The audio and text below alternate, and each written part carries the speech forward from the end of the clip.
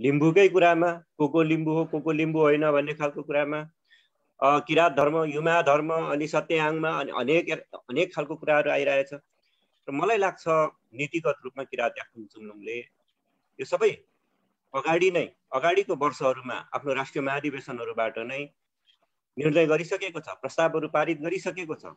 प्रदेश नम्बर 1 को नाम न्यूनतम पनि एउटा संयुक्त पहिचान वा सादा पहिचान झल्कन्ने गरी राख्ने जमर्को गरौँ। यस्तो होस् लिम्बूहरू बीचको धार्मिक बहस फेरि डिबेट रोक्नु हुँदैन है, किनभने डिबेट रोक्ने दार्शनिकहरू 150 वर्षमा हराएका छन्। तर सोक्रेटसदेखि लिएर प्लेटो जसले डिबेटलाई बहसलाई प्रोत्साहन गर्नुभयो उहाँहरू अझै पनि जीवित हुनुहुन्छ। त्यसैले डिबेटलाई चाहिँ रोक्नु हुँदैन। तिमीले यो मुद्दा उठाएनौ भने चुम्लुङले साथ दिँदैन, यसको हामी विरोध गर्छौँ भन्ने हिम्मत अब चुम्लुङले गर्न जरुरी छ।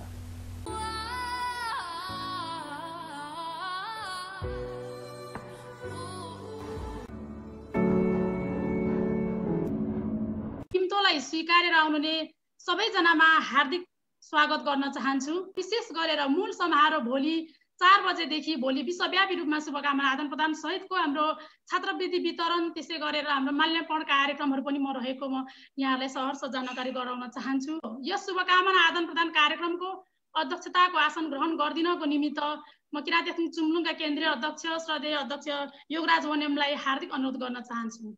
हाम्रो अतिथिको रूपमा माननीय भवानी खापुङ सदस्य प्रतिनिधि सभा संघीय सांसद हुनुहुन्छ, उहाँ पनि हामीसँग जोडिसक्नु भएको छ। उहाँलाई पनि म अतिथिको लागि म एकदमै धेरै स्वागत गर्न चाहन्छु। त्यसै गरेर अतिथिकै लागि हाम्रो माननीय मीना सुब्बा, उहाँको अलिकति थोरै बैठक परेको हुनाले उहाँलाई आफ्नो कार्यव्यस्तताले शुभकामना मात्रै व्यक्त गरेर उहाँले मौखिक रूपमा फोनबाट शुभकामना व्यक्त गर्नुभएको छ। उहाँलाई पनि स्वागतसँगै हाम्रो शुभकामना पनि बाँड्न चाहन्छौँ। त्यसै गरेर जनता समाजवादी पार्टीका नेता र केन्द्रीय सल्लाहकार, किरात याक्थुङ चुम्लुङका संस्थापक उपाध्यक्ष र वर्तमान केन्द्रीय सल्लाहकार रकम चेम्जोङ, उहाँलाई पनि म हार्दिकताका साथ म स्वागत गर्न चाहन्छु। त्यसै गरेर किरात याक्थुङ चुम्लुङका पूर्व सचिव र नेपाली काङ्ग्रेस 5 स्तरका जिल्ला सभापति आदरणीय नरेन्द्र कुमार केरुङ, म उहाँलाई पनि स्वागत गर्न चाहन्छु। त्यसै गरेर अध्यक्ष राष्ट्रिय जनमुक्ति पार्टी र किरात याक्थुङ चुम्लुङको पूर्व राष्ट्रियमा र केन्द्रमा काम गर्नुहुने केपी पालुङा, उहाँलाई पनि म हार्दिकताका साथ म स्वागत गर्न चाहन्छु। त्यसै गरेर अध्यक्ष संघीय लोकतान्त्रिक राष्ट्रिय मञ्च सम्बन्ध लिम्बुवान मञ्च जो पहिचानवादी चाहिँ नेता हुनुहुन्छ आदरणीय कुमार लिङदेन, उहाँलाई पनि म हार्दिकताका साथ स्वागत गर्न चाहन्छु। त्यसै गरेर जनता समाजवादी पार्टी लिम्बुवान प्रदेश समितिका अध्यक्ष नेता आदरणीय खगेन्द्र माखिम, उहाँलाई पनि म यहाँ स्वागत गर्न चाहन्छु। त्यसै गरेर लिम्बुवान राष्ट्रिय मुक्ति मोर्चाका अध्यक्ष नेता आदरणीय नेता मुक्साम मिन्याङबो, उहाँलाई पनि म यहाँनिर चाहिँ स्वागत गर्न चाहन्छु। त्यसै गरेर हामीले निमन्त्रणा गरेका नेपाल आदिवासी जनजाति महासङ्घका अध्यक्ष जगत बराम, उहाँलाई पनि म हार्दिकताका साथ स्वागत गर्न चाहन्छु। नेपाल आदिवासी जनजाति महासङ्घका उपाध्यक्ष गोविन्द छन्त्याल, उहाँलाई पनि त्यसै गरेर आसन ग्रहणको लागि र स्वागत गर्न चाहन्छौँ। त्यसै गरेर नेपाल मगर सङ्घका अध्यक्ष नवीन रोका र अन्यहरू हुनुहुन्छ भने उहाँहरूलाई पनि हामी स्वागत गर्न चाहन्छौँ। त्यसै गरेर थारू कल्याणकारी सङ्घका प्रतिनिधि अध्यक्ष या महासचिव को जोडिनु भएको छ, उहाँलाई पनि हामी स्वागत गर्न चाहन्छौँ। र शेर्पा सङ्घका महासचिव लाक्पा शेर्पा, उहाँलाई पनि हामी स्वागत गर्न चाहन्छौँ। छन्त्याल समाजका अध्यक्ष मोहन छन्त्याललाई पनि हामी स्वागत गर्न चाहन्छौँ। दुरा समाजका अध्यक्ष देव दुरा, उहाँलाई पनि हामी स्वागत गर्न चाहन्छौँ। बराम समाजका महासचिव किरण बराम, उहाँलाई पनि हामी स्वागत गर्न चाहन्छौँ। त्यसै गरेर धिमाल समाजका महासचिव केदार धिमाल, उहाँलाई पनि हामी स्वागत गर्न चाहन्छौँ। र नेपाल आदिवासी जनजाति महिला महासङ्घका महासचिव शान्ति देवन, उहाँलाई पनि हामी स्वागत गर्न चाहन्छौँ। त्यसै गरेर लाहोर निपका सचिव शङ्कर लिम्बू, उहाँलाई पनि हामी स्वागत गर्न चाहन्छौँ। र किरात धर्म तथा साहित्य प्रतिष्ठानका अध्यक्ष डकेन्द्र सिंह थेगिम, उहाँलाई पनि हामी स्वागत गर्न चाहन्छौँ। युमा समूहका महासभाका महासचिव या प्रतिनिधि हुनुहुन्छ भने यहाँलाई पनि हामी स्वागत गर्न चाहन्छौँ। त्यसै गरेर किरात याक्थुङ चुम्लुङ माङ्गेना चुम्लुङका अध्यक्ष वा प्रतिनिधि हुनुहुन्छ भने यहाँलाई पनि हामी स्वागत गर्न चाहन्छौँ। र लिम्बू विद्यार्थी मञ्चका अध्यक्ष दिपा लक्ष्म, उहाँलाई पनि हामी स्वागत गर्न चाहन्छौँ। त्यसै गरेर याक्थुङ युवा मञ्चका उपाध्यक्ष मान्धोज इस्पो, उहाँलाई पनि हामी स्वागत गर्न चाहन्छौँ। लिम्बू चलचित्र कर्मी सङ्घका अध्यक्ष सूर्य चेम्जोङ उहाँलाई पनि हामी स्वागत गर्न चाहन्छौँ। किराँत तेथुङ चुम्लुङका केन्द्रीय कार्य समितिका पदाधिकारी सदस्यजीहरू, त्यसै गरेर विषयगत समितिका पदाधिकारी सदस्य, त्यसै गरेर हाम्रो प्रदेशका पदाधिकारी सदस्य र जिल्ला कार्य समितिबाट जति पनि जोडिनु भएको छ यहाँहरू सबैजनालाई म स्वागत गर्न चाहन्छु। हामी आदिवासी जनजातिहरूको बीचमा किराँत याक्तुङ चुम्लुङ एउटा सशक्त जातीय सङ्गठनको रूपमा चाहिँ परिचित सङ्गठन छ। खास गरिकन वर्तमान नेतृत्वबाट या विगतमा भएको नेतृत्वहरूबाट हामी सबैले याक्तुङ चुम्लुङबाट सिकिराखेको सन्दर्भ चाहिँ के छ भन्नु होला भने सामाजिक सङ्गठनहरूलाई चाहिँ राजनैतिक दलहरूको प्रभावबाट कसरी टाढा राख्ने भन्ने कुराको उदाहरण कुनै बेला हामी छलफल गर्ने बखतमा जहिले पनि याक्तुङ चुम्लुङको नाम लिने गरिराखेका छौँ। त्यो निकै महत्त्वपूर्ण कुरा हो जस्तो मलाई लाग्दछ। त्यसैले यो जुन छवि याक्तुङ चुम्लुङले निर्माण गरेको छ आगामी दिनहरूमा पनि यसलाई निरन्तर रूपमा अगाडि बढाउनको निम्ति यहाँहरू सफल हुनुहुनेछ भन्ने म पूर्ण विश्वास व्यक्त गर्न चाहन्छु। फेरि पनि अन्तमा यहाँहरू सबैलाई जुन कोभिडको कारणले गर्दाखेरि हामी भर्चुअल रूपमा मात्रै एक ठाउँमा जम्मा हुन सकेका छौँ, यो सन्दर्भमा सबैको एकदमै स्वस्थ रहोस्, सुरक्षित रहोस् भन्ने कामना गर्न चाहन्छु र 32औं स्थापना दिवसको सन्दर्भमा सबैमा हार्दिक बधाई र शुभकामना व्यक्त गर्दै म अन्तमा फेरि पनि एउटा कुरा के जोड्न चाहन्छु भने आदिवासी जनजातिहरूको बीचमा लिम्बुवान चाहिँ एउटा राजनैतिक अधिकार प्राप्तिको लडाइँमा सबभन्दा अग्रभागमा रहेको, अग्रस्थानमा रहेको जस्तो मैले अनुभूति गर्छु र जुन हिसाबले चाहिँ लिम्बू समुदायमा विभिन्न लिम्बूजन्य राजनैतिक दलहरू स्थापना भएर सशक्त हिसाबले अगाडि बढिराखेको छ, यो पनि हामी सबैको लागि गौरवको विषय हो भन्ने कुरा यो 32औं स्थापना दिवसको सन्दर्भमा राख्दै मेरो कुराहरूलाई टुङ्ग्याउन चाहन्छु। सबैलाई छ्याजलो सेवाहरू। हजुर, हामीहरूलाई चाहिँ एउटा प्रेरणा पनि छ र हामी छलफल बहसमा लिएर जान्छौँ कि नेपालको आदिवासी सङ्गठनहरूमा चाहिँ याक्तुङ चुम्लुङले जस्तै यो चाहिँ हामीले चाहिँ राजनीतिक दलसँग आबद्धता त्यागेर यो चाहिँ सामाजिक सङ्गठनको नेतृत्वमा आउनुपर्छ भन्ने विचारमा हामीहरू पोख्छौँ। नेपालको आदिवासी जनजाति महासङ्घमा कहिलेकाहीँ चाहिँ राजनीतिक दलको व्यक्तिहरू आउने गरेकोले हाम्रो मुद्दा चाहिँ कमजोर हुँदै हुन जाने चाहिँ यो उदाहरणको रूपमा हामीले चाहिँ प्रस्तुत गर्ने गरेका छौँ र यसलाई अहिले हामी नेवा देदबुभित्र पनि त्यो चाहिँ उदाहरणको रूपमा लिएर छलफल गर्ने गर्छौँ। कहिलेकाहीँ यस्तो उदाहरणीय काम गरेर पूर्वको लिम्बुवानमा सशक्त रूपमा यहाँहरूको भाषा, कला, संस्कृति संरक्षण र लिम्बूहरूलाई एकजुट बनाएर राष्ट्र निर्माणमा अगाडि बढाउने काम याक्तुङ चुम्लुङले गरिराख्नु भएको छ। आगामी दिनहरूमा पनि याक्तुङ चुम्लुङ र नेवा देदबु र नेपालका अन्य आदिवासी जनजातिहरू एक भएर हातमा हात मिलाएर हाम्रो आफ्नो पहिचान, आफ्नो भाषा, आफ्नो संस्कृति र आफ्नो अधिकार प्राप्तिको हरेक आन्दोलनमा हामी एकै भएर लड्ने छौँ भन्ने विश्वास गर्दै म यहाँहरूलाई यस 32औं स्थापना दिवसमा पुनः एकचोटि शुभकामना दिँदै यहाँहरूको माझबाट बिदा लिन चाहन्छु। शुभाय, धन्यवाद। याक्तुङ चुम्लुङले जुन भर्चुअल मिटिङको आयोजना गरेर सबै नेपालका आदिवासी जनजातिहरूले एक ठाउँमा उभ्याउने प्रयास गरेको छ, यो साँच्चै नै सराहनीय कार्य हो। हामीलाई थाहा छ नेपालको आदिवासी जनजाति आन्दोलनमा आफ्नो अधिकार प्राप्ति गर्ने सवालमा याक्तुङ चुम्लुङ सबै अगाडि अग्रस्थानमा रहँदै आएको कुरा हामीले थाहा छँदैछ। चाहे भाषिक रूपमा होस्, चाहे सांस्कृतिक रूपमा होस्, चाहे अधिकारको सवालमा होस्, यो चाहिँ सबै नेपालका आदिवासी जनजातिहरूले याक्तुङ चुम्लुङबाट चाहिँ नि सिक्नुपर्ने कुराहरू जस्तो मलाई लाग्दछ। अहिले तपाईँ हामीसँग यावत विषयहरू छन् जो राज्यले हिजो विगतदेखि नै चाहिँ योजनाबद्ध ढङ्गले स्थानीय मौलिक नामहरूलाई तोडमोड गर्ने, हाम्रो मौलिक संस्कृतिहरूलाई हराउने, हटाउने, हतोत्साह गर्नेदेखि लिएर केही वर्ष अगाडिदेखि आएर यो देशका आदिवासी जनजातिहरूको जुन मौलिक मुख्य चाडहरू छ त्यो राष्ट्रिय चाडकै रूपमा रहनुपर्छ र हो, यद्यपि त्यसलाई क्षेत्रीय चाडको रूपमा, जातीय चाडको रूपमा सीमित गरेर हाम्रो सांस्कृतिक अधिकारहरू पनि हनन गर्दै सार्वजनिक विधालाई कटौती गर्नेदेखि लिएर चाहिँ मातृभाषा पठन पाठन जो भर्खरै लिम्बुवान क्षेत्रमा विशेष गरी केही समय अगाडि यो घटनाहरू घटिराखेको छ। मातृभाषामा पठन पाठन गर्न नदिने गरी चाहिँ विभिन्न गतिविधिहरू भइराखेको छ।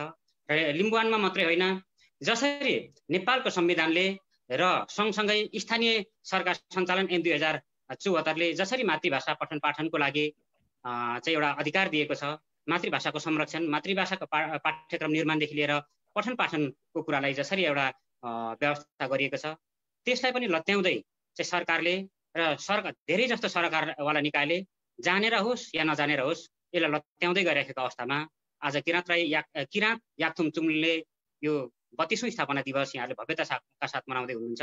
र यी यावत विषयहरूमा चाहिँ राज्यसँग पनि हामीले चाहिँ खबरदारी गर्नुपर्ने, हाम्रो विषयको सांस्कृतिक विषयवस्तुहरूलाई, हाम्रो पहिचानको विषयवस्तुहरूलाई, हामीले सामाजिक जागरण जगाउने विषयवस्तुहरूलाई र सँगसँगै चाहिँ हाम्रो विषय मिल्ने संस्थाहरूसँग समुदायसँग एकता गर्दै हाम्रो राजनीतिक अधिकार प्राप्ति र पहिचानको आन्दोलनलाई पनि सँगै उठाउँदै आइरहेको याकथुङ चुम्लुङले आगामी दिनमा अझै सशक्त ढङ्गले, वैज्ञानिक ढङ्गले, व्यावहारिक ढङ्गले यो संस्था मार्फत याकथुमहरूको लिम्बू समुदायको भाषा संस्कृति संरक्षण सम्वर्धनको लागि, अधिकार प्राप्तिको लागि र पहिचान स्थापना गर्नको लागि महत्त्वपूर्ण भूमिका खेल्नुहुनेछ भन्ने म पूर्ण विश्वास पनि गर्न चाहन्छु।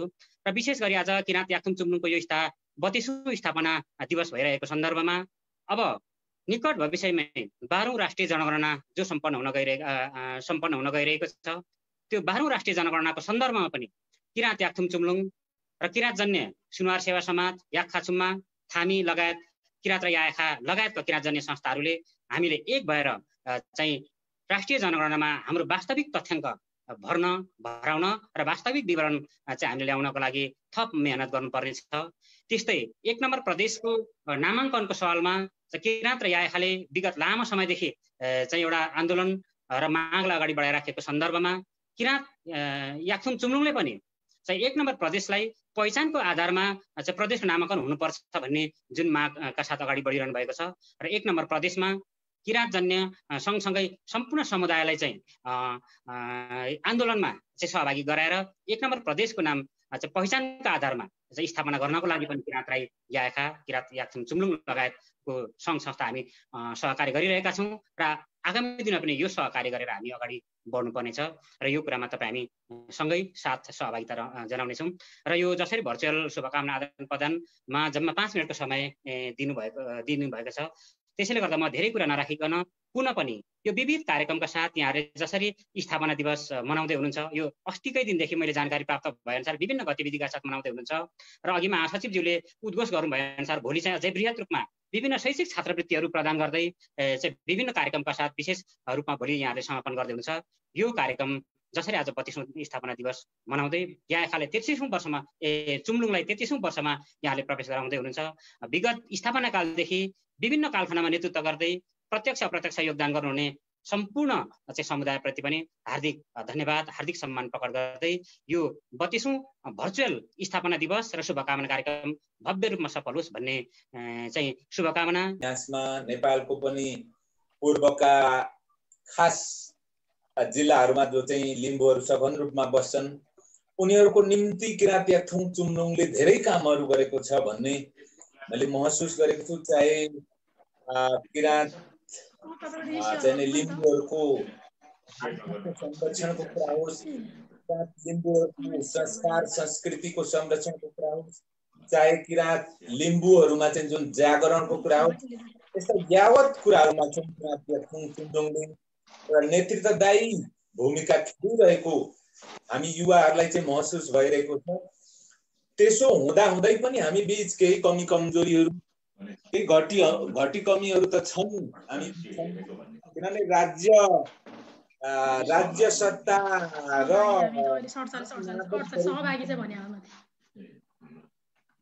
धर्महरू, राज्य सत्ता र आम नागरिकहरू केही न केही घटी कमीहरू चाहिँ रहिरहन्छन् अथवा राज्य सत्तासँग हामी हाम्रो लडाईँ चाहिँ त्यो चाहिँ तपाईको लगभग धेरै कुराहरूमा चाहिँ रहिरहन्छ जस्तो लाग्छ। त्यसैले यो घडीमा म धेरै बोल्न चाहन्न, अन्य धेरै दिग्गज व्यक्तित्वहरू हुनुहुन्छ, अन्य चाहिँ तपाईको आदिवासी जनजाति का विभिन्न जातीय सङ्घ सङ्गठनका व्यक्तित्वहरूले आफ्ना कुरा राख्नु भएको छ र उहाँहरूको जस्तो अब किरात राई आयो खाको तर्फबाट जनक राईज्यूले एकदमै महत्त्वपूर्ण विषय राख्नु भएको छ। अहिले हामीले मुख्य ध्यान दिनुपर्ने चाहिँ 1 नामाङ्कनको विषयमा विकसित परिस्थितिको हाम्रो दृष्टिकोण, अहिलेको विकसित परिस्थितिको हाम्रो दृष्टिकोण चाहिँ हामीले राख्न एउटा चाहिँ संयुक्त रूपले राख्न कतिको हामी सक्षम हुन्छौँ भन्नेतिर पनि अलिकति बढे हुन्थ्यो कि किराँत याक्थुङ चुम्लुङ लगायतको जातीय संस्थाहरू भन्ने कुरा मेरो व्यक्तिगत हो। तर अहिले चाहिँ याक्थुङ युवा मञ्चको एउटा चाहिँ प्रतिनिधिको हैसियतले बोल्नु पर्दाखेरि हामी त वास्तवमा लिम्बुवान अहिले नै चाहन्छौँ।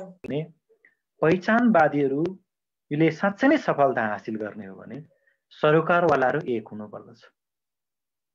एकता नचाहने हो भने राज्य सत्ताले हामीमाथि शासन गर्ने भनेकै जहिले पनि फुटाउने र शासन गर्ने हो।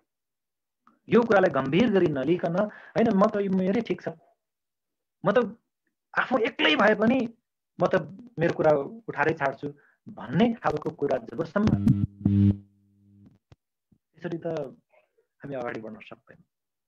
हाम्रो लक्ष्य प्राप्ति गर्नको लागि कम्तीमा नयाँ खालको भिजन, नयाँ खालको रोडम्यापमा हामी जान तयार हुनुपर्दछ र त्यो बनाउन तयार हुनुपर्दछ। त्यसमा सामाजिक संस्थाको हैसियतले चुम्लुङले अहिलेसम्म जति पनि भूमिका खेलिरहनु भएको छ त्यो सराहनीय भूमिका छ। म पुनः चुम्लुङलाई धन्यवाद दिन चाहन्छु। किराँत याक्थुङ चुम्लुङको खास स्थापनाको कुरा चाहिँ 2046 साल भाद्र पहिलो हप्ता जस्तो मलाई लाग्छ। एकजना पत्रकार मित्र जयप्रकाश आनन्द, जयप्रकाश गुप्ताजी होला मलाई 46 साल भाद्र पहिलो हप्ता उहाँ इलाम भ्रमण गर्नुभएको थियो। 5 थर इलाम अथवा मेची र पूर्व लिम्बुवानको भ्रमण गरेर उहाँ काठमाडौँ फर्किनुभयो। र काठमाडौँ फर्किसकेपछि उहाँ एउटा पत्रकार भएको नाताले यो क्षेत्रको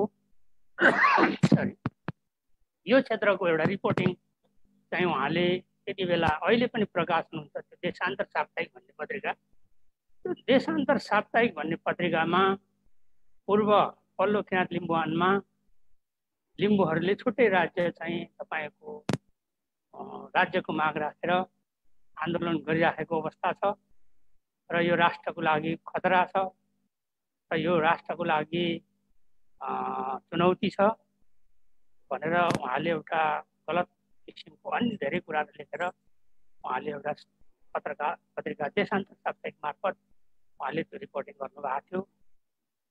र त्यो पत्रिकाको सायद मलाई कटिङ मसँग अझै हुनुपर्छ जस्तो मलाई लाग्छ।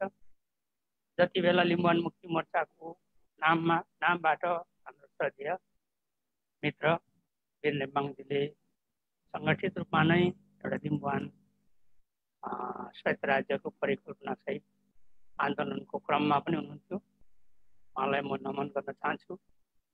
र त्यही सेरोफेरोमा सबै कुराहरू रिपोर्टिङ त्यसमा सारमा छ र त्यो कुरालाई, त्यो रिपोर्टिङलाई त्यो देशान्तर साप्ताहिकको न्युजलाई हेरेर काठमाडौँमा रहने बौद्धिक पढ्दै गरेका विद्यार्थी र पढाइसकेर अन्य पेसामा लाग्न सुरु गरेका मित्रहरूको एउटा भेलाले नन्द खन्नुवाजीको संयोजकतामा किराँत याक्थुङ चुम्लुङको एउटा स्थापना भयो, घोषणा भयो। त्यो भोलि भाद्र 17 गते र त्यो ऐतिहासिक दिन रह्यो, ऐतिहासिक क्षण रह्यो। र त्यसमा त्यो किराँत याक्थुङ चुम्लुङ स्थापना गर्ने नन्द खन्नुवाजी, रकम चेम्जङजी, उत्तम सिंह थाङदेनजी, नरप्रसाद हाम्रो लुम्फुवाजी, शिव तुम्बान्थे लगायतको युवा साथीहरूलाई म अहिले गर्वका साथ उहाँहरूको नाम स्थायी रहनेछ र उहाँहरूको यो योगदानलाई किराँत याक्थुङ चुम्लुङले गर्वका साथ इतिहास कोरिनुपर्छ र त्यसपछि निरन्तर रूपमा लाग्ने किरात याक्थुङ चुम्लुङका सबै साथीहरूलाई म व्यक्तिगत तर्फबाट र पार्टीको तर्फबाट हार्दिक आभार धन्यवाद र हार्दिक शुभकामना भन्न चाहन्छु। र अहिले त्यसपछिका क्रममा सबै चुम्लुङका साथीहरूको नाम दिन सक्दिनँ, तर अहिले दोस्रो पुस्तामा जो आइपुग्नु भएको छ, दोस्रो पुस्ता भन्दाखेरि योगदाजीलाई अनर्थ नलागोस्, हाम्रो अध्यक्षजीलाई वर्तमान अध्यक्षजीलाई के होस्, अहिले दोस्रो पुस्ता र तेस्रो पुस्ता युवा भाइ बहिनीहरू अहिले किरात चुम्लुङको केन्द्रीय समितिमा हुनुहुन्छ। तपाईहरुलाई मेरो एउटा सुझाव, कुनै समय म पनि किरात चुम्लुङको लगभग स्थापना कालदेखि नगर समितिदेखि अघि नै भन्नुभयो साथीहरूले, म राष्ट्रिय पार्षदसम्म भएर म ब्याक भएको हो। र किनभने राजनीति किरात चुम्लुङमा राजनीति कुराले प्रवेश नगरोस् र राजनीतिमा क्रियाशील साथीहरूले चाहिँ ब्याकबाट सपोर्ट गर्नुपर्छ भन्ने हिसाबले म फर्केँ, किरात चुम्लुङबाट बाहिर। तर पनि मेरो यो संस्थाप्रति अगाध आस्था छ, माया छ र मेरो मबाट सबै खालका सहयोगहरू यो संस्थालाई सदैव रहनेछ। र मेरो एउटा सुझाव चाहिँ के हो भन्दाखेरि, अब किरात चुम्लुङले लिम्बुवानको बारेमा इतिहास लेख्दै जानुहोस्। इतिहास अरूले लेखिदिँदैन, हामीले लेख्नुपर्छ।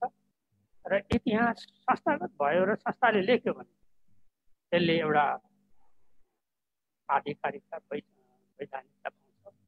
यसको लागि पर्नुहोस्। अहिले नगरेको भन्ने कुरो होइन, अझै थपेर बढेर जानुहोस्। अर्को कुरा चाहिँ लिखित इतिहासलाई प्रमाणित गर्नको लागि भौतिक रूपमा पनि त्यसलाई स्थापित गर्दै जानुपर्छ। किरात चुम्लुङको अगुवाईमा श्रीजङ्गाको मूर्तिहरू स्थापना भएको छ, मानसिंह चेम्जोङको मूर्तिहरू स्थापना भएको छ। र एउटा यो भौतिक रूपमा इतिहासलाई स्थापित जिउँदो जाग्दो अवस्थामा कुन कुराले चाहिँ अगाडि बढाउन सकिन्छ, त्यसलाई जिउँदो जाग्दो अवस्थामा राख्न सकिन्छ, त्यो कुरामा सूक्ष्म अध्ययन गर्न, विश्लेषण गर्न र लिम्बुवानको इतिहासलाई जिउँदो जाग्दो अवस्थामा राख्ने कुरामा किरात चुम्लुङ सफल रहोस्। म हार्दिक शुभकामना व्यक्त गर्दछु। किरात याक्थुङ चुम्लुङ स्थापना भएको 32 वर्ष पुगेको छ र यो 32 वर्षको अन्तरालमा याक्थुङ चुम्लुङले लिम्बू जातिको निम्ति, लिम्बू समुदायको निम्ति महत्त्वपूर्ण योगदान र भूमिका निर्वाह गरेको छ।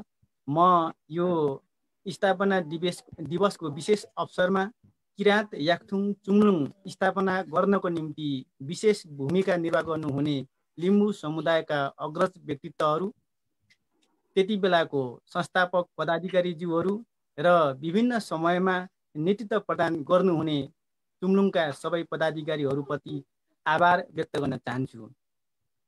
अहिले हामी अलिक नयाँ परिवेशमा आएका छौँ। हाम्रो लामो सङ्घर्ष र निकै ठुलो बलिदानपछि हामीले देशमा समाजवाद उन्मुख सङ्घीय लोकतान्त्रिक गणतन्त्रात्मक राज्य व्यवस्था स्थापना गरेका छौँ।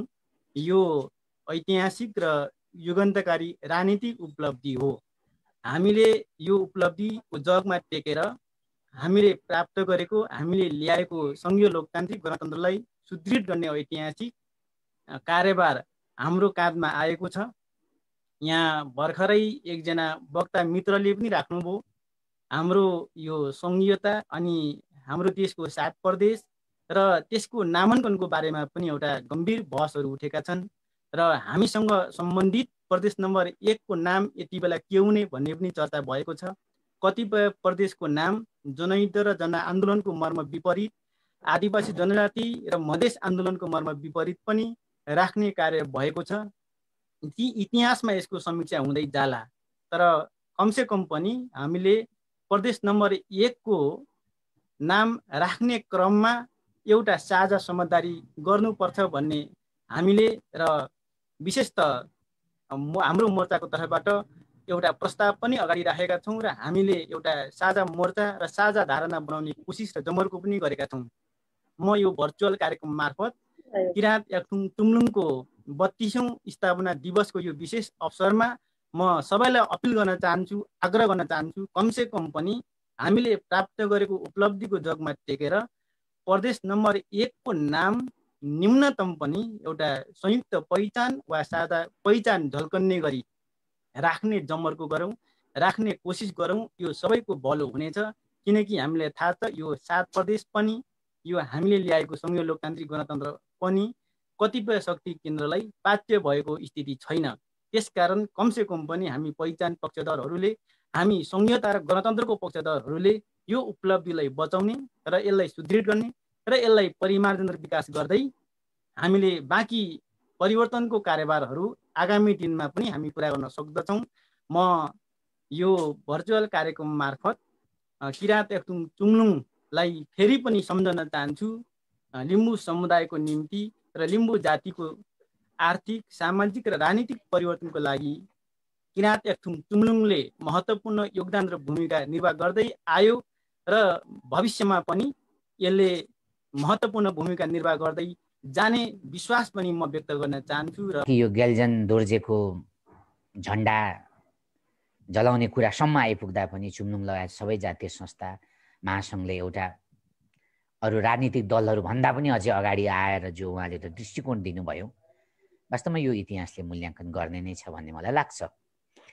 र हाम्रो सङ्घीय लोकतान्त्रिक राष्ट्रिय मञ्चको एउटा जहिले पनि भनाइ आएको छ, कम्तीमा लिम्बुवानको क्षेत्रमा लिम्बू समुदायमा चुम्लुङले ऐतिहासिक योगदान खेलिरहेको छ।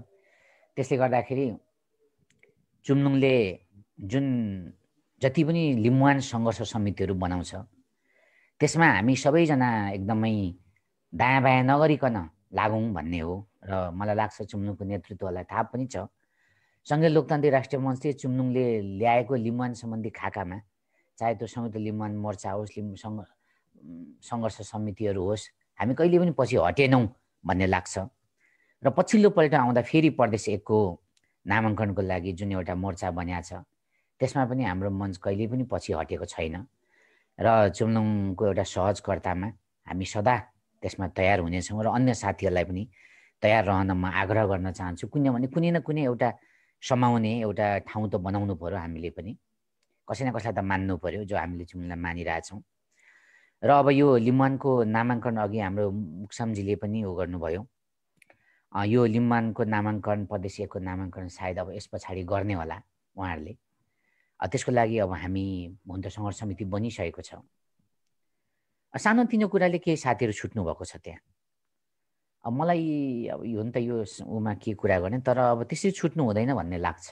केही सङ्घ संस्थाहरू, पार्टीको साथीहरू चाहिँ त्यहाँ छुट्टिदिने क्या, अर्थात् डिफ्रेन्सेस त हामीभित्र धेरै छ नि।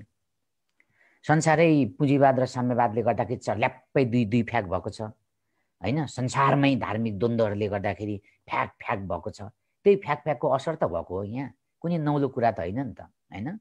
संसारसँग मागेर खाने देशमा संसारमा भएको विभिन्न किसिमको पोलराइजेसनहरूको यहाँ के असर पर्दैन भन्ने हुन्छ र? परिहाल्छ नि त्यसै पनि। त्यसैले विभाजित त हामी छँदैछौँ नि त्यसै पनि होइन। त्यसै गर्दाखेरि त्यो विभाजितभित्र पनि हामीले केही मिल्ने कुराहरू खोज्ने कुरा हो। त्यसमा चुम्लुङको सहजकर्तामा भएको त्यो लिम्बुवान नामाङ्कन सङ्घर्ष समितिहरूमा पनि हामी केही नेता संस्थाहरू चाहिँ नअड्दाखेरि बडा त्यो चाहिँ सोचनीय विषय छ। त्यो आगामी दिनमा त्यस्तो नहोस् भन्न म चाहन्छु र व्यापक तयारी गरौँ।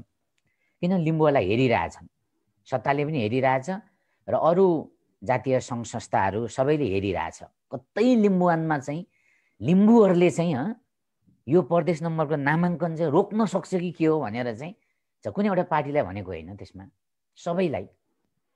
अब अस्तिको नामाङ्कनको सवालमा हाम्रो मुक्साम मेन्याङबुजीले अब उहाँ नेकपाको मान्छे भएर पनि उहाँले देखाउनु भएको सक्रियताको म सराहना गर्छु। हो त्यसरी नै क्या, लिम्बूहरूले चाहिँ कतै रोक्छन् कि के हो यो प्रदेश नम्बर 1 को नामाङ्कन भनेर चाहिँ मान्छेले हेरिरहेछन्। त्यसमा सिरियस हौँ भन्न चाहन्छु। अब म धेरै छैन मेरो।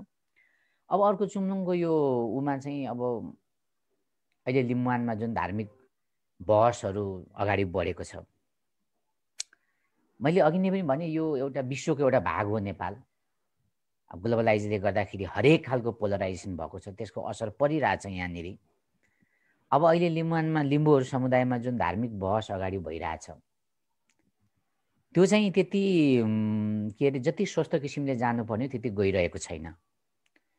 अब त्यसलाई चाहिँ अब अरू ठाउँमा बोल्यो भने त फेरि अब यहाँ अर्कै कुराहरू छ, तर अब यो सामूहिक ठाउँमा म अलिकति दुईवटा शब्द राख्न खोजेको। बहस यस्तो होस्, लिम्बूहरू बिचको धार्मिक बहस फेरि डिबेट रोक्नु हुँदैन है, किनभने डिबेट रोक्ने दार्शनिकहरू 100-150 वर्षमा हराएका छन्। तर सोक्रेटसदेखि लिएर प्लेटो जसले डिबेटलाई बहसलाई प्रोत्साहन गर्नुभयो उहाँहरू अझै पनि जीवित हुनुहुन्छ। त्यही कारणले डिबेटलाई चाहिँ रोक्नु हुँदैन, कुनै पनि समुदायभित्र आएका डिबेटलाई चाहिँ रोक्नु हुँदैन। र लिम्बू समुदायभित्र कुनै पनि डिबेट आयो भने त्यसलाई रोक्नुपर्छ भन्ने पक्षमा चाहिँ म चाहिँ छुइनँ। तर त्यो डिबेट यस्तो डिबेट होस् कि लिम्बूहरू बिचको डिबेट एउटा यो हप्सीहरू सम्बन्धीको एउटा फिल्म छ ग्रेट डिबेट भन्ने, कस्तो वर्ल्डमा फेमस हो त, फिल्मको नामै ग्रेट डिबेट हो त्यस्तो क्या। यस्तो डिबेट होस् जुन डिबेट चाहिँ छन्त्याललाई पनि सुनुङ लागोस् न, जुन डिबेट चाहिँ धिमाललाई सुनुङ लागोस्, मगरलाई सुनुङ लागोस्, बाहुनलाई सुनुङ लागोस्, त्यस्तो तर्किक होस्, त्यस्तो एकाडेमिक होस्, त्यस्तो सौहार्दपूर्ण बहस होस् न, जुन बहस चाहिँ एउटा विश्वकै स्कलर्सहरूको लागि एउटा चाहिँ एउटा प्रेरणाको स्रोत बनोस् न होइन। एकजना मेरो राई साथी हुनुहुन्थ्यो, उहाँ एकदम सफल व्यक्तित्व, उहाँले मलाई कसैसँग परिचय गराउनु भएको थियो। पहिलोपल्ट माओवादी साथीहरू भर्खर आउनुभएको थियो। उहाँले भन्नुभएको थियो, उहाँ अहिले एकदम मेरो साथी हुनुहुन्छ र नेपालको एकदम टप सफल व्यक्ति हुनुहुन्छ, सर लिम्बूहरू कम बोल्छन् तर उनीहरू सबै एकदम एकाडेमिक हुन्छ है, उनीहरू कम बोल्छन् तर बहुत धेरै कुरा जाने हुन्छन्, उनीहरूले सो भास्ट नलेज राख्छन् हरेक विषयमा भन्दाखेरि मेरो छाती फुलिएको थियो क्या त्यतिखेर। त्यसले गर्दाखेरि अब हामी तुतुम्याङको सन्तान भन्ने हरेक भन्दाखेरि हाम्रो बहस चाहिँ भन्दा भने त्यस्तो एउटा एकाडेमिक लेभलको रूपमा होस् र यसमा चुम्लुङको भूमिका चाहिँ महत्त्वपूर्ण रहोस् भन्ने मैले यति नै सकाएँ। र अब एउटा पोइन्टमा अब यो विभिन्न पार्टीहरूले लिम्बू समुदायमा काम गरिरहेछौँ, 7 सालदेखि यता काम गरिरहेछौँ। अब यही पार्टीमा लाग्नुपर्छ भन्ने पो चुम्लुङले भन्नु मिल्दैन त। तर नेपाली काङ्ग्रेसको नेताहरूलाई तिमीहरूले लिम्बूहरूलाई चाहिँ युज मात्रै गर्न खोजेका छौ कि लिम्बू र लिम्बुवानको मुक्तिको बारेमा के छ त काङ्ग्रेसको सोचाइ, नेकपाको सोचाइ के छ, जनमुक्तिको सोचाइ के छ, समाजवादीको सोचाइ के छ, सङ्घीय लोकतान्त्रिक मञ्चको सोचाइ के छ होइन। तिमीहरूले लिम्बूहरूलाई युज मात्रै गर्न खोजेका छौ कि तिमीहरूले कसरी ओभरअल लिम्बुवानको मुक्तिको बारेमा तिमीहरूले के सोचेका छौ भनेर चाहिँ त यत्रा प्रेम सरहरू जस्ता, एकतेन सरहरू जस्तो, पोलिटिकल साइन्सको डमर सरहरू जस्तो पोलिटिकल साइन्सको साथीहरू हुनुहुन्छ, यत्रो विद्वान साथीहरू हामीलाई बोलाएर तपाईँहरूले यो पार्टीमा लाग भन्न चाहिँ तपाईँहरूले सक्नुहुन्न होला, मिल्दैन होला। तर लिम्बू र लिम्बुवानलाई तिमीहरूले युज मात्रै गर्दैछौ कि तिमीहरूको चाहिँ एउटा मुक्तिको खाका चाहिँ के हो त भनेर चाहिँ बहस यसरी नै जुम मिटिङ गराइदिने नि त, फेसबुक लाइभ गराइदिने। यो चुम्लुङले गर्नु सक्छ है आगामी दिनमा, यो गर्नुपर्छ जस्तो लाग्छ क्या होइन। कहिले कहिले बा हामी सङ्घीय लोकतान्त्रिक राष्ट्रमध्ये यसरी हाँकेको छौँ भने बा हामीले पो हावातालमा हाँकिराखेको छौँ कि होइन, त्यो त भन्न पाउनु पऱ्यो र त्यसपछि कमेन्ट आउनु पऱ्यो नि त। तर त्यो भन्ने वातावरण त चुम्लुङले मिलाइदियोस्, किनभने यो पार्टीमा लाग भन्नु मिल्दैन, तर विभिन्न पार्टीको विचारहरू ल्याएर फ्लोरिङ गरिदिनु चाहिँ त्यो चाहिँ मिल्छ भन्ने लाग्छ। र अन्तिममा अब यो 1831को सन्धिलाई अलिकति हाइलाइट गरेर लैजाउँ भनेर हामीले चाहिँ अब यो पहिलेदेखि अलिकति कुरा उठाइरहेछौँ। साउन 22 गते जुन लालमोहर भएको त्यसलाई पनि अलिकति उ गरेर लैजाउँ र 25 साल कार्तिक 9 गते जो किपट चाहिँ अन्त्य भयो लिम्बुवानको त्यो डेटहरूलाई चाहिँ क्या त्यो डेटहरूलाई पनि अलिकति अगाडि बढाएर लैजाउँ, त्यसको बारेमा छलफल बहसहरू एउटा लैजाउँ भन्छु। र समग्रमा जे होस् चुम्लुङले एउटा अरू जातीय संस्थाले पनि चुम्लुङको प्रशंसै गरेको छ र पछिल्लो जुन आरक्षण आन्दोलनदेखि लिएर हरेक आन्दोलनमा चुम्लुङको अध्यक्षमा धेरै थोरै जे भए पनि एउटा झन्डा बोकेर माइतीघर मण्डलामा उत्रिनु भएको छ, यो नै ठुलो कुरा हो। पोइन्टमा मैले थोरै कुरा भन्ने हो भने म के हाम्रो के चाहिँ म चाहन्छु भने एउटा अभिभावक जस्तो हो र अहिले मैले यो विषयमा बोल्दा सायद सम्पूर्ण अहिले सुनिरहनु भएको छ होला, सबैले सुनिरहनु भएको छ होला। यो चाहिँ हाम्रो धर्म सम्बन्धी धेरै कुराहरू चलिरहेछ। यो त्यो हो, अब यो राम्रो हो, त्यो राम्रो हो, यस्तो हो भन्ने कुरा चाहिँ बाहिर भन्दा पनि एउटा ठुलो भाँचुलो जस्तो बनाएर चाहिँ निष्कर्षमा ल्याउनु पर्छ जस्तो लाग्छ। अबको दिनमा किराँत याक्थुङ चुम्लुङले नै गरोस् जस्तो मलाई लाग्छ, किनभने उहाँहरू अभिभावक हुनुहुन्छ, एउटा लिम्बू समुदायकै अभिभावक जस्तो हुनुहुन्छ। उहाँले चाहिँ एउटा बहस गरेर चाहिँ निष्कर्षमा ल्याएर चाहिँ कन्फ्युजनमा आउँदो युवाहरूलाई चाहिँ नपारोस् जस्तो मलाई लाग्छ। र यति भन्दै मेरो छोटो शुभकामना एउटा लिम्बू विद्यार्थी मञ्चको अध्यक्षको तर्फबाट, हाम्रो टिमबाट चाहिँ शुभकामना दिँदै अन्त्य गर्न चाहन्छु। धर्मको विषयमा अघि उठ्यो, मैले पनि यो विषयमा चाहिँ हाम्रो यो चुम्लुङ महासभा जस्तै हो, लिम्बूहरूको एउटा अभिभावक संस्थाको रूपमा रहेको छ। लिम्बू जातिहरूको बिचमा धार्मिक रूपबाट यो के भइरहेको छ, म यताप्रति त्यति धेरै समय दिन नसकेर हो कि वा ज्ञानको अभाव भएर हो, त्यतातिर मैले त्यति धेरै दखल त राख्न सक्दैन। तर धर्मको विषयमा सतहमा देखिएको जे विषयवस्तु छ, यो विषयवस्तु उप किराँत याक्थुङ चुम्लुङले एउटा लिम्बू जातिहरूको चाहिँ अभिभावक संस्था भएको नाताले यो विषयमा अलिकति ध्यान दृष्टि पुर्याउनु पर्छ भनेर म आफ्नो चाहिँ निवेदन राख्न चाहन्छु। यसलाई म विवाद हो कि शास्त्रार्थ गर्नुभएको हो कि होइन, वा बहस गर्नुभएको हो कि वा छलफल गर्नुभएको हो, यो विषयमा मैले त्यति राम्ररी बुझ्न सकेको त छैन। तर अघि हाम्रो आदरणीय कुमार लिङ्गदेनज्यूले भन्नुभयो जस्तै हामी बिचमा बहस र छलफल नभइकन चाहिँ नै एउटा निष्कर्ष निस्कन सक्दैन। बहस र छलफलहरूलाई सभ्य रूपबाट अत्यन्तै सबै जातिहरूले चाहिँ नै हाम्रो बहस र छलफलबाट निस्कन सक्ने निष्कर्ष र परिणामको चाहिँ प्रतीक्षा गर्ने किसिमको चाहिँ नै एउटा चाहिँ विद्वत र प्राज्ञिक रूपबाट चाहिँ त्यो अगाडि बढोस् भन्ने म हार्दिक चाहिँ निवेदन गर्न चाहन्छु। नेपालमा जति लिम्बू समुदायको संख्या छ त्यसको चाहिँ ठुलो प्रतिशत 90% जनसङ्ख्या 80 देखि 90% भन्छन् यही क्षेत्रमा बसोबास गरिरहेका छन्। त्यसो भएको हुनाले यो क्षेत्र एउटा हिजोदेखि लिम्बुवान क्षेत्र पनि भनिन्छ र यसमा अनेक विद्वानहरूका अनेक विचारहरू आएका छन्, अनेक तर्क वितर्कहरू आएका छन्, राजनीतिक कुराहरू आएका छन्। म अहिले राजनीतिक कुरातिर जाने भन्दा पनि खास गरी यो संस्था जुन सुरुदेखि नै एउटा सामाजिक संस्थाको रूपमा स्थापित भएको छ र यसले आफ्नो भूमिका सामाजिक संस्थाकै रूपमा निर्वाह गर्दै आएको छ र यो क्षेत्रका जातिहरू, यो समुदायका जातिहरू, खास गरी लिम्बू जातिहरू नेपालमा अब पिछडिएको अवस्थामा छन्, पछाडि परेका छन्, चेतनाको अभाव छ र त्यसलाईबाट चाहिँ अगाडि बढाउनको लागि, चेतना उकास्नको लागि आफ्नो भाषा संस्कृति र परम्परालाई जगेर्ना गर्दै अहिलेको चाहिँ आधुनिक विश्वमा जुन मानव समुदायले आर्जन गरेका अधिकतम रूपमा विज्ञान र प्रविधिका आविष्कारहरूलाई उपयोग गर्न सक्ने कुरामा यो संस्थाले चाहिँ धेरैभन्दा धेरै सचेतनतापूर्वक कार्यक्रमहरूलाई अगाडि बढाएर जानुपर्छ भन्ने मलाई लाग्छ।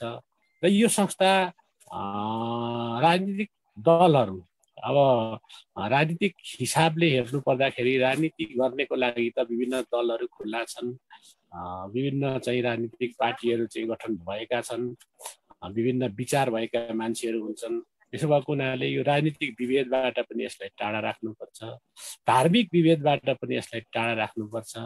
धेरै कैयौँ धर्मावलम्बीहरू, अनेक मान्छेहरू, सबै लिम्बू जातिहरू एउटै धर्ममा आबद्ध छन् भन्ने पनि होइन, समाजमा देखिरहेको छ। त्यसो भएको हुनाले यो सङ्गठनलाई राजनीतिक रूपले पनि सबै राजनीतिक विचार राख्नेहरूको सङ्गठन हो र सबै धर्म मान्नेहरूको पनि यो साझा सङ्गठन हो र चाहिँ सबै क्षेत्रमा बसोबास गर्ने समुदायको त्यो आफ्नो प्यारो सङ्गठन हो भन्नेतिरै नेतृत्व अगाडि बढेको देखिन्छ र त्यसलाई निरन्तरता दिनुपर्छ भन्ने म सुझाव राख्न चाहन्छु यो स्थापना दिवसको अवसरमा। अर्को कुरा ६५-६३ को जनआन्दोलनले जुन किसिमका ठुल्ठुला उपलब्धिहरू प्राप्त गरेको छ र ती उपलब्धिहरूलाई अहिले संस्थागत भएर संविधानमा चाहिँ एउटा व्यवस्थित ढङ्गले चाहिँ लिपिबद्ध भएका छन्।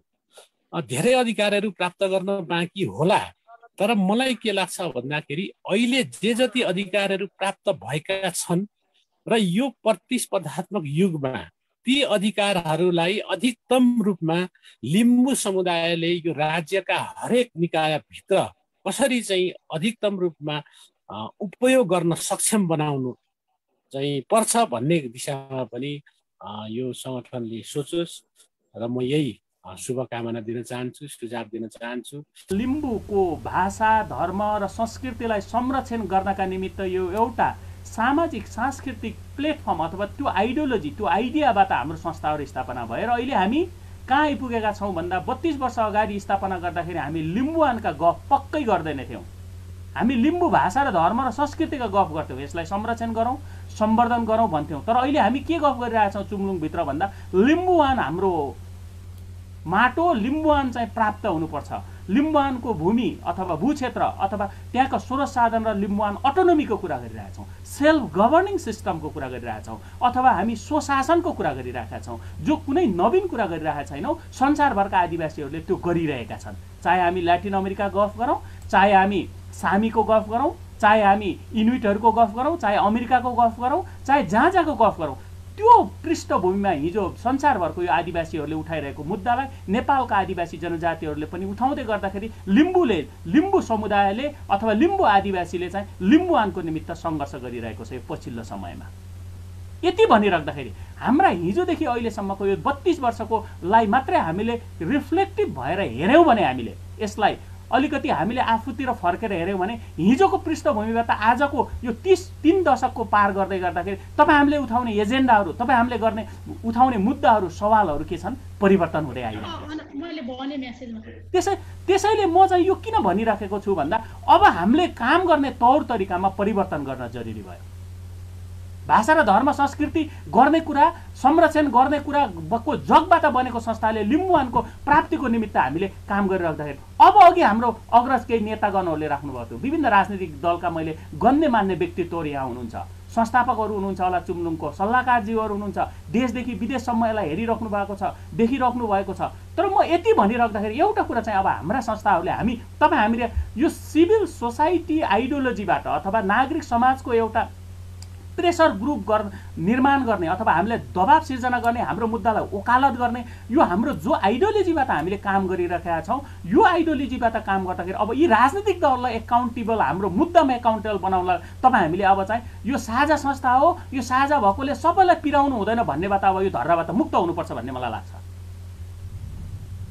7 सालदेखि अहिलेसम्म अथवा नेपालका आदिवासी जनजाति चाहिँ सङ्गठनहरू भनौँ न, थारू कल्याणकारिणी सभा, थारूको सङ्गठन 2005 सालमा स्थापना भयो, कम्युनिस्ट पार्टी 2006 सालमा स्थापना भयो, अथवा भनौँ 1989 मा प्रजा परिषद स्थापना भयो र हाम्रा सेल्फ गभर्निङ प्र्याक्टिसहरू, किपटका प्र्याक्टिसेसहरू अथवा हाम्रा चाहिँ तपाईँ कस्टमरी प्र्याक्टिसेसहरू त हाम्रो सभ्यतासँगै अगाडि आइरहेको। त्यही कुरालाई हामीले के गरिरहेछौँ अहिले पुनः ताजगी हुनु पर्यो, रिभाइटलाइजेसन हुनु पर्यो भनेर भनिरहेछौँ। अघि 1831 को सन्धिको कुरा 1831 को कुरा आइरहेको छ, अथवा 1831 को सन्दर्भमा जाँदाखेरि साउन 32 गते गरेको सन्धिका कुराहरू यो किन फेरि फर्केर आइरहेका छन्, रिभाइटलाइजेसन किन भइरहेछन्, यो बुँदी कुराहरूलाई हामीले समातेर अगाडि बढ्यौँ भने अब हामीले राजनीतिक दललाई काङ्ग्रेसमा हाम्रो लिम्बूले मत हाल्दै गर्दा काङ्ग्रेसले के गर्छ भन्ने कुरामा तपाईँ हामीले होइन भने काङ्ग्रेसलाई हामीले किन समाइराख्नुपर्ने, समाजवादीलाई हामीले किन समाइराख्नुपर्ने, अथवा अरू पार्टीहरूलाई, कम्युनिस्टहरूलाई हामीले किन समाइराख्ने, रापर्पाहरूलाई हामीले किन समाइराख्ने,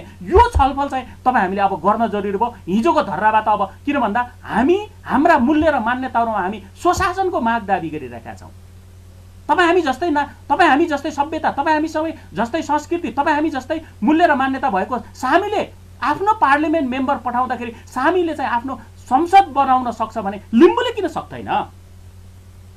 के हामी भोट ब्याङ्क मात्रै हौ अथवा के हामी जीवित याकथुम्बाहरू मात्रै हुने हौ? हामी इतिहासमा हाम्रो के त्यति मात्रै हो हाम्रो योगदान? त्यही मात्रै हुने हो? हामी बलि मात्रै हुने हो? हामीले मत हाल्दै गर्दाखेरि हामीले त्यसको लागि अब लिम्बू जन्य संस्थाहरूले सोध्न पर्ने भएको छ। राजनीतिक दललाई, काङ्ग्रेसलाई सोध्न पर्ने भएको छ, कम्युनिस्टलाई सोध्न पर्ने भएको छ। यत्रो राजनीतिक दलको 7 दशकको इतिहासमा यत्रो गरेर समाजवाद उन्मुखको गफ गरिरहेछौँ, तर अहिले पनि हाम्रो मान्छे के गरिरहेछ? तपाईँभन्दा एउटा तपाईँको गाई काटेको केसमा अहिले पनि जेलमा सडिन परिरहेको छ। यस्तै हुन्छ तपाईँ हामीले गरेको त्यहाँ जीवी याक्थुममादेखि अहिलेको दरबियानसँग आइरहेको अहिलेको अवस्थासम्म आइपुग्दाखेरि हामीले गरेको योगदानको प्रतिफल यही हो। यस्तै हुन्छ। अनि लिम्बुवान भन्दाखेरि जातिवादी हुन्छ। अघि चेतनाको कुरा हो, हामी लिम्बूसँग बहुत चेतना छ, आदिवासीसँग बहुत चेतना छ। के तपाईँ हाम्रो पुर्खाहरूको जीवन पद्धतिले हामीले हेऱ्यौँ, सिभिलाइजेसनलाई हेऱ्यौँ भने, हिस्ट्री अफ सिभिलाइजेसनको ट्राजेक्टोरीले हेऱ्यौँ भने we have a lot of knowledge, we have a lot of skill, we have a lot of चाहिँ थिङ्सहरू छन्। तर हामी चेतना हुनाले चलाएको देश यस्तै हुन्छ, यस्तै भोकमरी हुन्छ, यस्तै कोभिड-19 यस्तै चाहिँ तपाईँको अर्बौं घोटाला भएको हुन्छ। चेतना भएकोले चलाएको देश हो, यस्तो बुद्धि भएकोले चलाएको देश हो। सन्धिमा राष्ट्रघाती सन्धिहरू बुद्धि भएकोले गरेको हो। यस्तै हुन्छ। यो प्रश्नहरूलाई हामीले राख्यौँ, यो चौघेरामा राखेर भने चाहे म भनिरहेको छु राजनीतिक दलसँग चुम्लुङको अथवा जनजाति महासङ्घको होला अथवा अरू सङ्गठनहरूको आदिवासी जनजाति सङ्गठनका आदरणीय नेताहरू यहाँ हुनुहुन्छ, सबैको आफ्नो निरपक्षता सम्बन्ध हुन्छ। तर हुँदै गर्दाखेरि हामी मुद्दामा हामी कोसँग हामीले मुद्दासँग कुनलाई हामीले पुस गर्ने र कुनलाई गर्न हुँदैन भन्ने कुरा तपाईँ हामीले निर्क्यौल गर्न सकेन भने काङ्ग्रेसले भोट बनाइरहेको छ। तपाईँको भोट ब्याङ्क कम्युनिस्टले बनाइरहेको छ, समाजवादीले बनाउला, त्यसपछि रापरपाले बनाउला अथवा तपाईँको चुम्लुङ के अरे तपाईँको लिम्बुवानले बनाउला। यो सबै एसेन्समा के उठाइरहेका छ? इन्स्ट्रुमेन्टमा म भनिरहेका छैन, सारभूत रूपमा के उठाइरहेका छ? यो कुरालाई तपाईँ हामीले काउन्टर, तिमीले यो मुद्दा उठाएनौ भने चुम्लुङले साथ दिँदैन, यसको हामी विरोध गर्छौँ भन्ने हिम्मत अब चुम्लुङले गर्न जरुरी छ। वास्तवमा पञ्चायती व्यवस्थामा लिम्बूहरूलाई दमन गर्नको लागि पञ्चायत निकाय तथा जाँचबुझ समिति भन्ने त्यतिखेर एउटा निकाय थियो। त्यो निकायले एउटा जुन षड्यन्त्रमूलक तरिकाले चाहिँ षड्यन्त्र गर्न खोजेको थियो, त्यसलाई भण्डाफोर गर्नको लागि किरात याक्थुङ चुम्लुङ हामीले सुरु गर्यौँ। हामी सङ्गठित भएनौँ भने हामीलाई राज्यले दमन गर्छ, सङ्गठित भयौँ भने राज्यले दमन गर्न सक्दैन भन्ने मनन गरेर हामीले त्यसरी चाहिँ सुरु गरेका थियौँ। र इतिहासको कालखण्डमा धेरै राम्रो राम्रो कुराहरू हामीले गर्यौँ। विशेष गरेर हामीले भाषा लिपिको विकासको लागि हामीले त्यतिखेर अनौपचारिक कक्षाहरू, औपचारिक कक्षाहरू सञ्चालन गर्यौँ। हाम्रो आर्थिक प्रगति र उन्नति बिना हामी अगाडि बढ्न सक्दैनौँ भनेर हामीले बचत समूहहरू मार्फत सहकारीहरू विकास गरेर जानुपर्छ भनेर हामीले सहकारी निर्माणको कुराहरू गर्यौँ। युवाहरूलाई त्यतिखेर पत्रकारितामा लाग्ने युवाहरू थिएन भन्ने स्थिति थियो। युवाहरूलाई पत्रकारिता मार्फत आकर्षित गर्नुपर्छ भनेर हामीले चाहिँ पत्रकारिता तालिम जस्तादेखि लिएर क्षमता अभिवृद्धि तालिम जस्ताहरू हामीले जिल्ला जिल्लामा गाउँ गाउँमा सञ्चालन गर्यौँ। र त्यो क्रममा हामीले धेरै उपलब्धिमूलक काम कुराहरू हासिल गर्यौँ। र हाम्रो धेरै मुद्दाहरू अहिले उठेका कतिपय धेरै मुद्दाहरू त्यतिखेर नै नीतिगत रूपमा हामीले हल गरिसकेका छौँ। अहिले कतिपयले बुझेर नबुझेर यो बारेमा चुम्लुङ के भन्छ, यो बारेमा चुम्लुङले केही बोलेन, केही गरेन भन्ने खालको कुराहरू अहिलेको यो सामाजिक सञ्जालको दुनियाँमा लेखिने पढिने गरिन्छ। कहिलेकाहीँ म पढ्छु, लेखेको देख्छु, तर मलाई लाग्छ त्यतिखेर नै किरात याक्थुङ चुम्लुङले नीतिगत रूपमा आफ्ना कुराहरूलाई चाहिँ प्रश्न पारिसकेको छ। हो, गर्ने कुरामा, कार्यान्वयनको कुरामा केही त्रुटिहरू भएको होला, केही कमजोरीहरू भएको होला, तर किरात याक्थुङ चुम्लुङ एउटा यस्तो संस्था हो जो चाहिँ बाहिरको कुनै किसिमको सहयोग नलिकन आफ्नै सदस्यहरूको लेबी र सदस्यता शुल्क अनि जुन बनिएको कोष छ त्यो कोषको त्यो ब्याजबाट चल्ने संस्था भएकोले गर्दाखेरि पक्कै पनि राज्यले जस्तो, राज्यको कुनै एउटा तह र निकायले जस्तो यो संस्थाले गर्न सक्दैन, गर्न सकेको छैन। त्यसले गर्दाखेरि त्यो तरिकाले गर्न नसकेको देख्दाखेरि, हेर्दाखेरि चाहिँ गर्न नसकेको हो कि जस्तो कहिलेकाहीँ भान हुन्छ। तर मलाई लाग्छ किरात याक्थुङ चुम्लुङले आफ्नो एउटा गौरवमय दिनहरू बनाइसकेको छ, इतिहास बनाइसकेको छ। 31 वर्ष पुरा गरेर 32 वर्ष मा प्रवेश गर्नु भनेको एउटा 31 वर्ष अगाडि जन्मेको एकजना व्यक्ति अहिले 32 वर्ष पुग्नु हो भनेपछि 32 वर्ष पुग्नु भनेको एउटा वयस्क हुनु हो, आफूलाई एउटा परिपक्व बनाउनु पनि हो। र अबको दिनमा किरात याक्थुङ चुम्लुङको लागि थप चुनौतीको दिनहरू पनि आएको छ। जस्तो अघि यहाँनिर केही कुराहरू उठ्यो। अहिले सबैभन्दा हामीलाई के छ भन्दाखेरि जस्तो अब किरातकै कुरामा किरात हो कि होइन भन्ने खालको कुरामा, लिम्बूकै कुरामा को लिम्बू हो को लिम्बू होइन भन्ने खालको कुरामा, किरात धर्म युमा धर्म अनि सत्ययाङमा अनि अनेक खालको कुराहरू आइरहेछ। र मलाई लाग्छ नीतिगत रूपमा किरात याक्थुङ चुम्लुङले यो सबै अगाडिको वर्षहरूमा आफ्नो राष्ट्रिय महाधिवेशनहरूबाट नै निर्णय गरिसकेको छ, प्रस्तावहरू पारित गरिसकेको छ। र हामीले धर्मको विषयमा अहिले जुन विवाद देखिन्छ, वास्तवमा किरात याक्थुङ चुम्लुङले धर्मको बारेमा दोस्रो राष्ट्रिय महाधिवेशनमै पारित गरेको प्रस्ताव र निर्णय भनेको के हो भन्दाखेरि जुन हामीले परम्परागत तरिकाले हामीले यसलाई चाहिँ दुई तरिकाले चाहिँ गरेका थियौँ। नीतिगत रूपमा किरात याक्थुङ चुम्लुङको दोस्रो राष्ट्रिय महाधिवेशनले पारित गरेको थियो भने त्यसको विधि र प्रक्रियाको बारेमा तेह्रथुममा भएको त्यतिखेर राष्ट्रिय परिषद भन्थ्यो, अहिले राष्ट्रिय चुम्लुङ भन्छ। यो तेह्रथुममा भएको राष्ट्रिय परिषदले विधि र प्रक्रियाको बारेमा चाहिँ निर्णय गरिसकेको छ। र हामीले त्यो दुईटालाई मिलाउँदाखेरि के हुन्छ त भन्दाखेरि हामीले जुन फेदाङमा येबा साम्बाहरूद्वारा गरिने उहिले परम्परागत तौर तरिकाले गर्ने हाम्रो परापूर्व कालदेखि गरी ल्याएको जुन तौर तरिका हो त्यो नै हो। तर नामाङ्कनको बारेमा चाहिँ हामीले चाहिँ यसलाई किरात भनेर जानुपर्छ भनेर हामीले त्यतिखेर नै गरिसकेको कुरा हो। र अहिले कतिपयले के भन्छ भन्दाखेरि किरात याक्थुङ चुम्लुङले यस्तोमा बोल्न हुँदैन, भन्न हुँदैन। किरात याक्थुङ चुम्लुङले त आफ्नो राष्ट्रिय महाधिवेशनमा प्रस्ताव पारित गरिसकेको छ, निर्णय गरिसकेको छ, गरिसकेको निर्णयलाई किन नबोल्ने? त्यसले गर्दाखेरि चाहिँ तर पनि यद्यपि फेरि अर्को एउटा प्रस्तावमा के भनेको छ भन्दाखेरि धर्म भनेको व्यक्तिको व्यक्तिगत कुरा हो। धर्म भनेको व्यक्तिको व्यक्तिगत कुरा भएकोले गर्दाखेरि यदि कुनै व्यक्तिले म यो मान्दिनँ, म यो मान्छु भनेर भन्छ भने त्यो उसको व्यक्तिगत स्वतन्त्रताको कुरा हो र त्यो उसको व्यक्तिलाई नै छोडिदिनुपर्छ भन्ने हो। त्यसले गर्दाखेरि किरात याक्थुङ चुम्लुङले संस्थागत रूपमा किरात भने पनि व्यक्तिगत आफ्नो स्वतन्त्रतालाई एउटा मानव अधिकारसँग जोडेर यसरी चाहिँ छोडिदिएको छ भन्ने चाहिँ मलाई लाग्छ। र मलाई अर्को कुरा के लाग्छ भन्दाखेरि यो धर्मको बारेमा वास्तवमा धर्मनिरपेक्ष भन्ने जुन एउटा सिद्धान्त बनेको छ त्यो त्यत्तिकै बनेको होइन। यो वास्तवमा 15औं 16औं 17औं शताब्दीमै वास्तवमा यो चाहिँ समाधान के भन्छ यो युरोपमा अमेरिकामा चाहिँ समाधान भएको कुरा हो। त्यतिखेर पनि धर्मको बारेमा ठुलो ठुलो युद्धहरू भएको छ। ठुलो ठुलो युद्धमा चाहिँ थुप्रै मान्छेहरू मारिएका छन् र उनीहरूले चाहिँ एउटा सोच विचार गरेर मनन गरेर सबै कुरा सापेक्ष हुँदा हुँदै पनि धर्मलाई एउटा यस्तो चिज बनायो उनीहरूले चाहिँ धर्मलाई चाहिँ निरपेक्ष बनायो।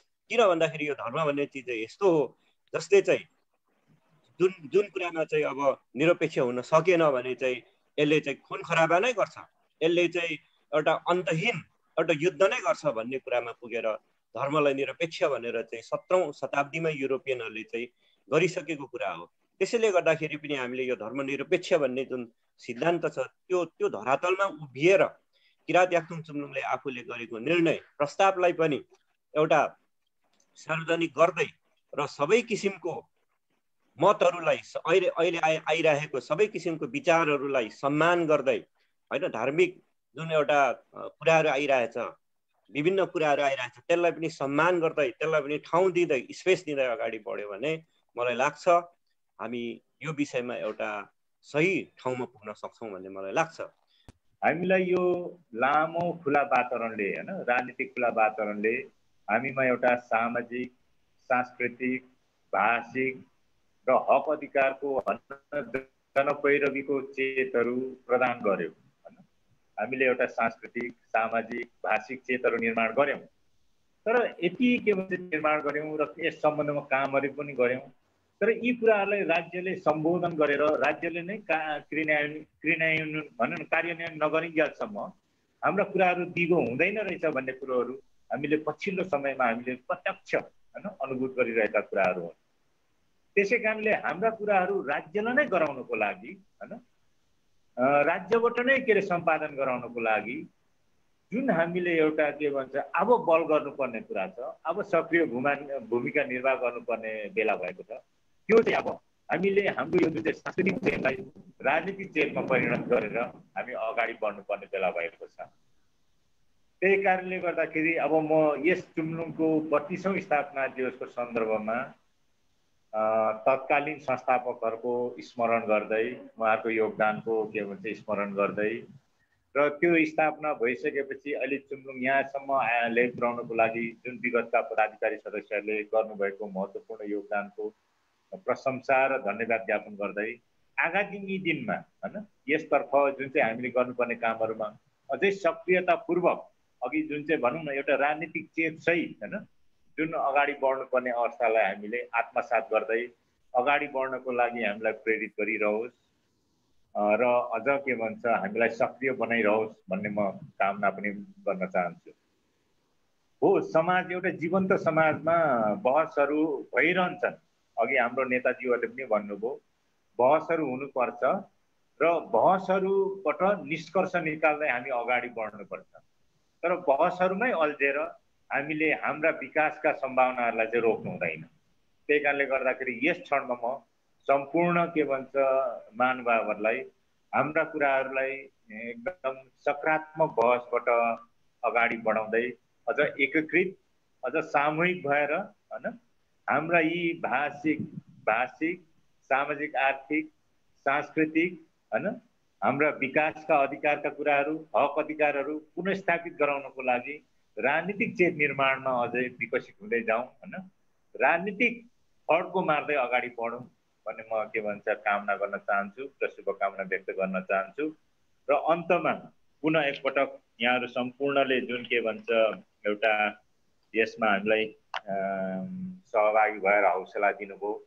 अहिले हामीले यहाँ देखेका नदेखेका सम्पूर्ण सहभागीहरूलाई म एकदमै के भन्छ धन्यवाद दिन चाहन्छु। हामीले यो हाम्रो कार्यक्रमलाई र चुम्लुङको भूमिकालाई बढी सहकार्य हैन बढी समन्वय बनाउनेमा हामी एकदम भरमग्दुर प्रयासमा छौँ। त्यही कारणले गर्दाखेरि यो सबै विचारकोहरू प्रतिबिम्बित हुने गरी हामीले कार्यक्रमहरू डिजाइन गरिरहेका छौँ र कार्यक्रमहरू त्यसरी सम्पादन गर्न कोसिस गरिरहेका छौँ। यसको मतलब मैले भन्नु खोजेको छ भने के हो भने सबै पक्षका साथीहरूलाई यहाँ विचार व्यक्त गर्नको लागि शुभकामना व्यक्त गर्नको लागि हामीले अनुरोध गरेका थियौँ। तर कति प्राविधिक कुराहरूले गर्दाखेरि हैन आज यहाँ उहाँहरू समेटिनु सक्नु भएन। आगामी दिनमा उहाँहरूलाई पुनः समेट्नेछौँ उहाँहरूको विचारहरू सुन्दै एउटा लिम्बू सामूहिकताको लागि लिम्बू एकताबद्धताको लागि र समग्र नेपाल र नेपाली समाजको हितमा काम गर्नको लागि हैन एउटा उदाहरण बन्नको लागि तपाईँ हामी प्रयासरत रहिरहौँ यही म शुभकामना व्यक्त गर्दै तपाईहरू सम्पूर्णमा धन्यवाद ज्ञापन गर्दै यो कार्यक्रम यही अन्त भएको घोषणा गर्दछु।